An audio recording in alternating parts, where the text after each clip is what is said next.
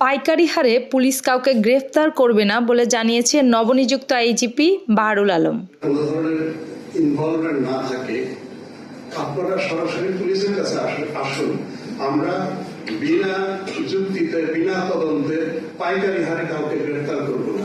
বৃহস্পতিবার বেলা 11টার দিকে পুলিশ সদর দপ্তরে আয়োজিত এক সংবাদ সম্মেলনে তিনি এই কথা জানান। আপনি এই ঘটনায় জড়িত অপরাধী, আদারওয়াইজ একজন পুলিশ অফিসারের আইন অনুযায়ী কখনোই এটা গ্রেফতার করার কথা না।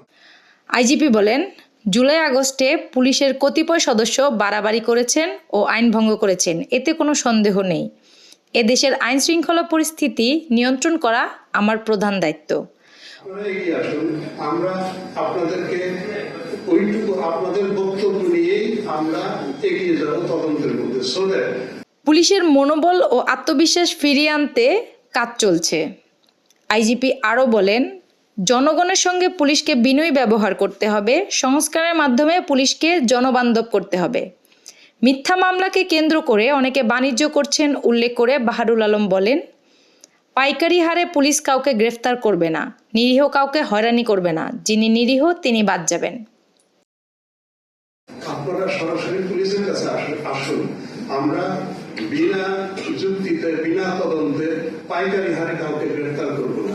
নাম থাকলেই গ্রেফতার করে ফেলতে হবে, এটা কিন্তু আইনেও নাই, এটা আপনার যুক্তিসঙ্গত। পুলিশের বিশেষ শাখার সাবেক প্রধান মনিরুল ইসলাম, হাবিবুর রহমান, ঢাকা মহানগর গোয়েন্দা পুলিশের সাবেক প্রধান হারুনুর রশিদ সহ পুলিশের পলাতক ঊর্ধ্বতন কর্মকর্তারা কোথায় আছেন তা এখনও শনাক্ত করা যায়নি বলে জানান তিনি।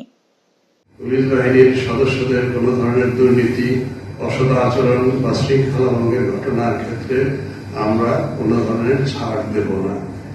এ ধরনের অভিযোগ প্রমাণিত হলে দায়ী ব্যক্তির বিরুদ্ধে বিভাগীয় এবং আইনি ব্যবস্থা গ্রহণ করা হবে।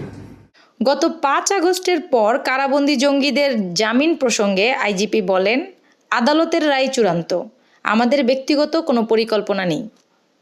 অ্যানি আক্তার, বাংলাবাজার পত্রিকা ডিজিটাল।